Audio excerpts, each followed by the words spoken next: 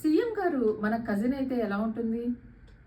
అలాగే ఒకసారి పీఎం గారు మన పెద్దనాన్న గాని, మన చిన్నాన్న గాని అయ్యుంటే ఎలా ఉంటుందో ఊహించుకున్నారా? మన చుట్టూ ఉన్న వాళ్ళు ఎలా పడితే అలా మనతో మాట్లాడరు. భయపడుతుంటారు. అవునంటారా? కాదంటారా అండి? అలాగే ఆ క్లాస్ టీచర్‌కు ఫేవరెట్ స్టూడెంట్ ఉంటారు.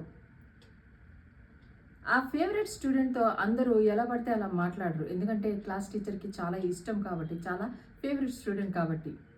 సరిగ్గా దేవుడు మనతో ఇదే మాట చెప్తున్నారండి. ద్వితీయోపదేశకాండం 28వ అధ్యాయం 9, 10 వచనాల్లో దేవుడు ఏమని తెలియజేస్తున్నారంటే, మీరు నా ఆజ్ఞానుసారంగా బ్రతుకుతున్నట్లయితే నేను మిమ్మల్ని ప్రతిష్ఠిత జనముగా స్థాపిస్తాను. ఐ విల్ ఎస్టాబ్లిష్ యూ అని దేవుడు తెలియజేస్తున్నారు. అంతేకాదు, భూప్రజలందరూ యెహోవా నామమున నీవు పిలువబడుచుండట చూచి భయపడుదురు అని దేవుడు తెలియజేస్తున్నారు.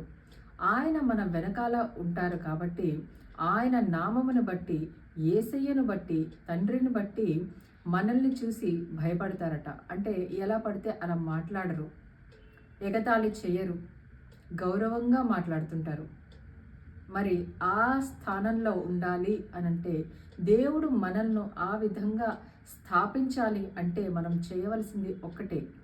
దేవుని ఆజ్ఞానుసారంగా బ్రతుకుతూ ఆయన యొక్క మార్గములో, ఇరుకు మార్గమే అవ్వచ్చు, కానీ ఆయన మార్గంలో మనం నడుస్తున్నట్లయితే ఖచ్చితంగా he will establish all of us. అలా ఉందామండి.